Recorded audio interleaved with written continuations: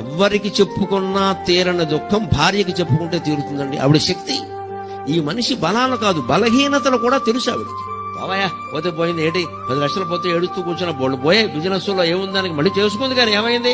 అసలు నీలాంటి మగాడు ఎవడున్నాడో, ఇంకో వ్యాపారం బట్టి నీకెందుకు, ఇంట్లో పొదుపు నేను చేస్తాను కదా, నువ్వు చూసుకో అని భార్య అనగలిగితే మగాడు శ్రీ మహావిష్ణువులో లేచి నిలబడతాడమ్మా, తిరుగులేదు.